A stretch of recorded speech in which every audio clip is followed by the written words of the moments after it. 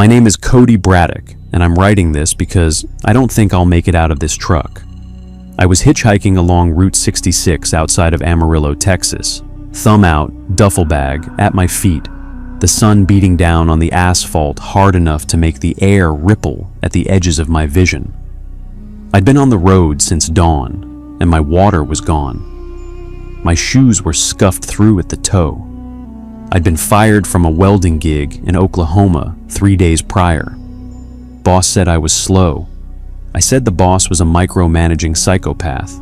We agreed to disagree. And now I was $60 poorer and 1,000 miles from anywhere that mattered. That was the headspace I was in when the rig came around the bend, engine grumbling low and heavy like something alive, and slowed down to a crawl beside me. The driver leaned across the passenger seat and popped the door open, and the first thing I noticed was the smile. Not a salesman's smile or a creepy smile, just a regular, ordinary smile on a round, weathered face. The kind of face you'd see on a guy at a hardware store or a church potluck. "Hot one today," he said. "Need a ride?" I looked at the sky, then at my feet, then at the dust on the shoulder of the road, and I climbed in. His name was Earl. He shook my hand with both of his, like we were old friends reuniting after a long time apart. And the cab smelled like diesel and peppermint and something faintly sweet, like hard candy. And for the first 20 minutes, it felt like the luckiest break I'd caught in months. We talked about the heat, about the drought, about the last good burger joint between here and Albuquerque, which he said was a truck stop about 40 miles east. He asked where I was headed, and I told him. He asked how long I'd been walking, and I told him that too. He offered me a thermos of coffee from the holder between the seats, and I took it because I was thirsty, and because trusting strangers is just part of the code when you're hitchhiking. You get in the car, you drink the coffee, you talk, you get where you're going. That was the deal.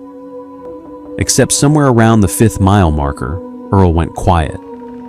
Not rude quiet, not awkward quiet, just a settled, comfortable silence, the kind you'd have with someone you've known a long time. And in that silence, he looked at me. Not at me directly. He kept his eyes on the road. But in the rear-view mirror, for just a moment, his gaze found mine and held it. And in that half-second, I felt something shift, like a door clicking shut somewhere deep in my chest. I couldn't name it then. I didn't want to.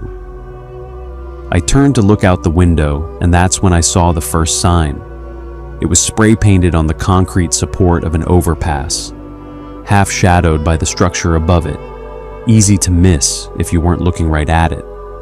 White letters, a little uneven, like someone had done it in a hurry or by flashlight, reading each letter as they went. "She's ready." 3 words, capitalized, dripping faintly where the paint had run in the heat. I stared at it. The overpass was old, patched with concrete filler in places where chunks had fallen away. And the sign was painted right over one of those patches, like someone had been waiting for that specific stretch of concrete to be there. I almost asked Earl about it, almost turned around and said, "Hey, what do you think that means?"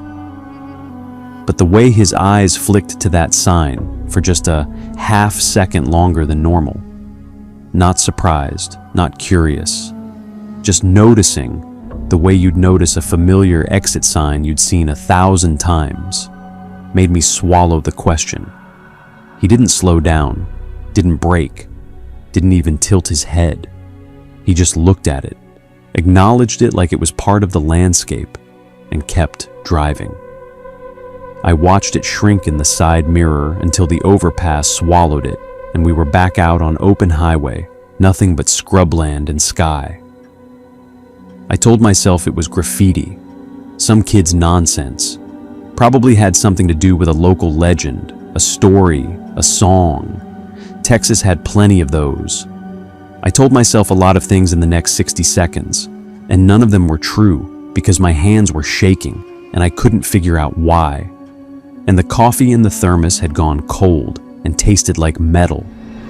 And I couldn't stop thinking about those 3 words, dripping white on stone, waiting for someone to drive by and read them. We drove another 10 miles and the landscape changed. Flat scrubland giving way to dry creek beds and rusted fencing. The kind that's been falling apart so long, the wire has turned the color of old pennies. The sky stayed pale and baked, but the ground underneath it looked exhausted, like even the dirt had given up. Earl drove with both hands on the wheel, steady and deliberate, and there was something ritualistic about the way he did it. Like every turn was choreographed, every curve anticipated before the road even showed it. He didn't check his mirrors much, didn't fiddle with the radio or adjust the AC. He just drove, and the silence between us became a thing I could feel pressing against my eardrums. I was about to break it with something, anything, a joke, a comment about the weather, when I saw the second sign. It was on a wooden post driven into the dirt on the shoulder, homemade like the first, but cruder. The wood splintered where someone had nailed it together fast.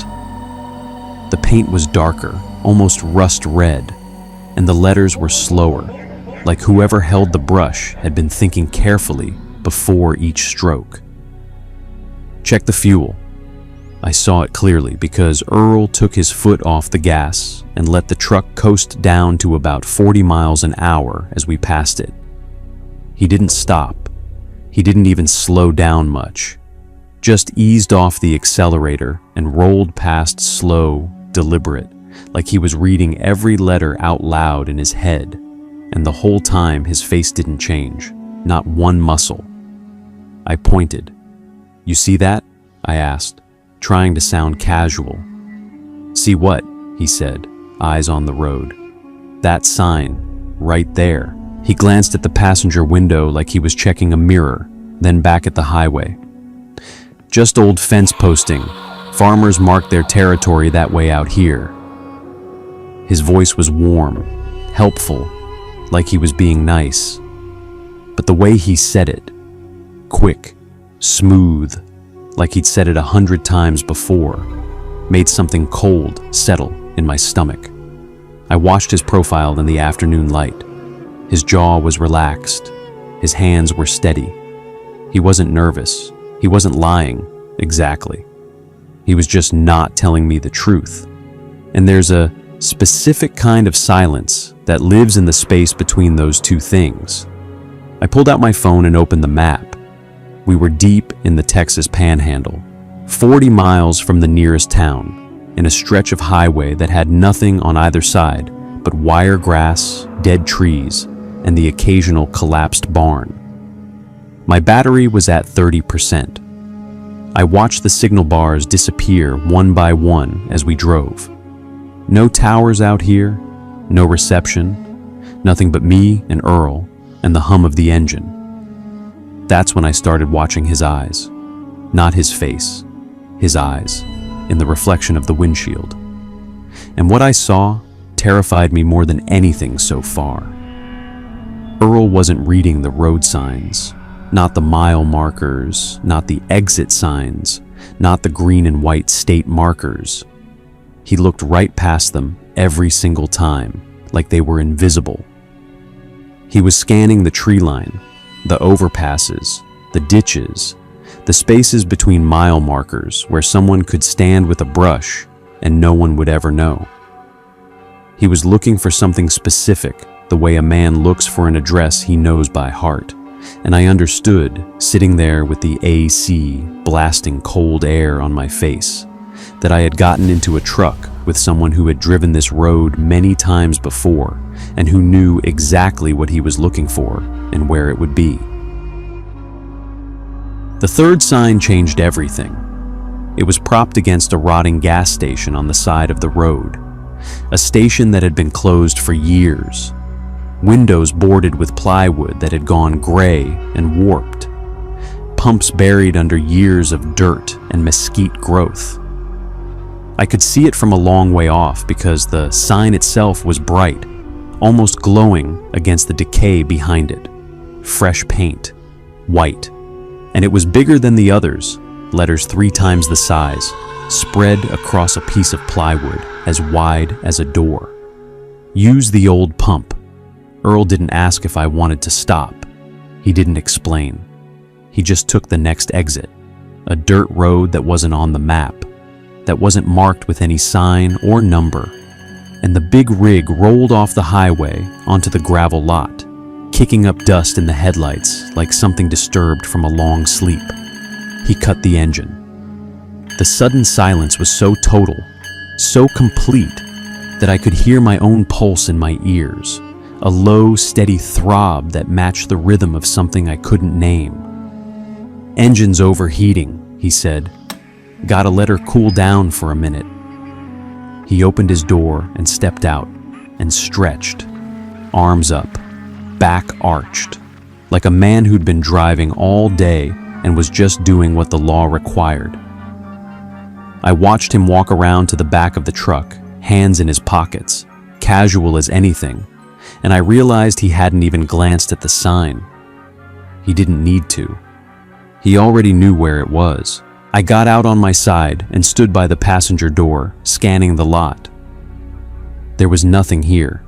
No other cars, no lights from any building for miles. Just that abandoned station, the rusted pump island with its faded brand name I couldn't read, and the dark highway stretching out behind us like a ribbon going nowhere. Earl came back around from the back of the truck, wiping his hands on a red rag that had probably been white once. He looked at me standing there, alone by the door, and something in his expression shifted. Not cruel, not angry, just the look of a man studying something he'd set down carefully and was now deciding whether to pick up again. "You thirsty?" he asked. "There's water inside." He pointed to the boarded station with the sign propped against its wall. "There's a vending machine in the back. Still works, if you can believe it." I told him I was fine. I stayed by the door. He didn't push it. He just leaned against the truck and looked at me. And the way he looked at me was the way you'd look at a clock you'd set earlier, watching the hands move toward a time you'd predetermined. That's when I noticed the canvas tarp in the bed of his truck. I'd thought it was a cover for his cargo, something protecting a load from weather or dust. But the longer I stood there, the more I noticed the shape of it. Lumpy, uneven, moved by something underneath that wasn't wind, because there was no wind. I heard something then, a low, rhythmic sound, like breathing, faint and muffled, but unmistakable, coming from under that tarp. I stared at it. Earl saw me staring. He didn't move. He just stood there with that red rag in his hand and watched me figure it out. And the smile on his face was patient, almost gentle, like a teacher watching a student solve a problem they'd been struggling with. "Got a long haul ahead of me," he said, almost conversational. "Always do." "My name is Cody Braddock." I told him that on the highway, and I don't know why I corrected him. Earl didn't flinch. He didn't ask why or seem confused. He just nodded like I'd confirmed something he'd already known. "Sure you are," he said, and the way he said it, not surprised, not mocking, just factual, made my skin prickle in a way that had nothing to do with the temperature. We got back in the truck, and he started the engine and pulled back onto the highway, and for a few minutes I told myself I was overreacting. Maybe the signs were a coincidence. Maybe the sound under the tarp was a dog or a loose piece of equipment. Maybe Earl was just a weird guy with a weird hobby, and I was going to laugh about this with my friends in Albuquerque once I was safe and warm and sitting in a bar telling the story for free drinks. Then we came around a long, slow bend in the highway where the land flattened out and the grass grew high along the shoulders. And the fourth sign was there, painted on the side of a mile marker post, nearly hidden by the tall blades that had grown up around it over the summer. It was longer than the others. It took up the whole post, white letters in 2 rows, and it read, "Cody is ready." I went cold, not metaphorically. Every muscle in my body locked up at once, my hands seized, my jaw clenched, and for 3 or 4 seconds I couldn't breathe. I looked at Earl. He was smiling. Not a big smile, not a crazy smile, just a small, satisfied expression, like a man watching a puzzle piece slide perfectly into place after a long, frustrating search. "Told you," he said softly, without looking at me. "You're doing real well." I lunged for the door handle and yanked it. Locked. I pulled harder, and the mechanism just clicked, over and over, nothing happening. I grabbed the window crank and tried to spin it, and it didn't move. I looked at Earl, and he reached over and hit a button on the dashboard, and I heard the child lock engage with a soft click from both sides of the cab. He didn't say anything. He just drove, one hand on the wheel, eyes scanning the horizon for the 5th sign. I pulled out my phone, 5% battery, no signal, the screen reflecting my own terrified face back at me. I tried to break the window with my elbow and felt the glass absorb the impact like it was rubber. Earl laughed, low and gentle, the kind of laugh you'd hear from a guy watching a puppy fall off a bed. "You're a good kid, Cody," he said. "Polite, kept your hands to yourself, didn't make a mess." He adjusted the rearview mirror, angling it so he could see me clearly in the glass. "I've picked up a lot of people on this road. Most of them scream, most of them fight." He paused. "You're calm, I appreciate that."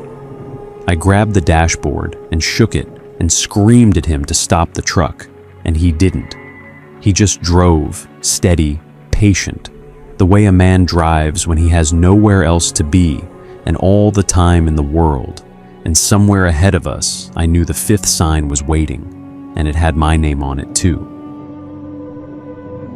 The 5th sign was on an old wooden billboard at the end of a dirt road that didn't appear on any map I'd ever seen. Not on my phone, not on the paper one Earl had on the dashboard. Nowhere. The road itself was barely visible, just 2 ruts in the grass with a wooden sign at the turn that said nothing, just a faded arrow pointing left. And when Earl took that turn, the tires crunched through dry dirt, and the headlights cut a pale tunnel through the dark, and the world outside the cab went silent in a way that felt like the world itself was holding its breath. The sign was painted on 3 wooden boards nailed together, the letters huge and deliberate, dripping slightly at the bottom where the paint had run in the humidity, and it stood about 8 feet tall on 2 wooden legs driven deep into the earth. And as the truck approached it, I read each word one by one, and each word hit me like a fist. "Cody is home." Earl stopped the truck. He turned the engine off. He set the parking brake. He took the silver key from his pocket and held it up between 2 fingers and turned it slowly in the dim light coming through the windshield, and the metal caught a glint of something that wasn't the headlights, something behind us, something I didn't want to look at. "This road goes back about a mile," he said. "Ends at an old barn. Nobody's used it in 20 years. I've kept it up though, nice and clear." He opened his door and the night poured in. Cold, absolute silence. No wind, no insects, no sound from any living thing. Just the creak of the truck settling and the faint smell of dust and something else. Something faintly chemical, like old paint and copper. And I understood then that I had been reading the signs wrong this whole time. Not wrong about what they meant, I understood that perfectly, but wrong about who they were for. They weren't warnings. They weren't a message for me to decode or escape. They were a schedule, a countdown, a record of every person who had stood exactly where I was standing and heard exactly what I was about to hear.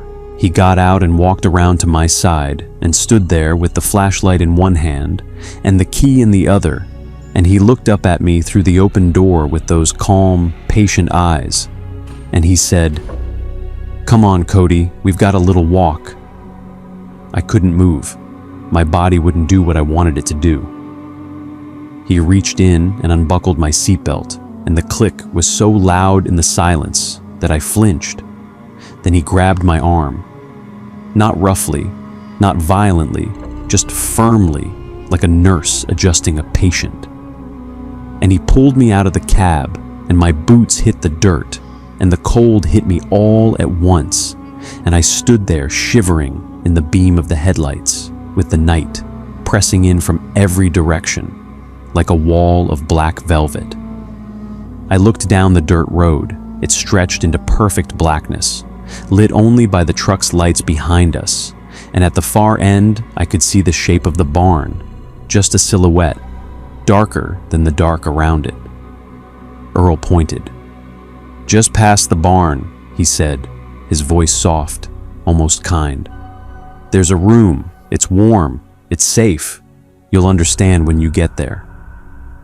He put the key back in his pocket and took a step closer, and I tried to run, and my legs wouldn't move, and I tried to scream, and nothing came out, and he stood there, patient as stone, waiting, and somewhere in the distance, farther than the barn, deeper than the dark, I heard something, a low, rhythmic sound, like breathing, like the sound from under the tarp in the truck bed, but deeper, closer, like something large shifting in its sleep. Earl heard it too. He turned his head toward the sound and smiled. That same patient, satisfied smile. And he said, "She's waiting." He handed me the flashlight. "Go on, Cody, you're home." I took one step, then another.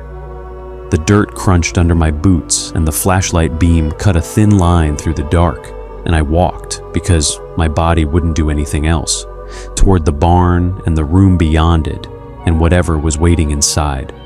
The fifth sign stood behind me in the headlights, glowing faintly in the dark, and I swear, as I need you to believe me, I swear I heard Earl get back in the truck and start the engine and drive away, and I swear the sound of his tires on the dirt grew quieter and quieter until it was gone, and I was alone, and the breathing in the barn got louder, and I kept walking,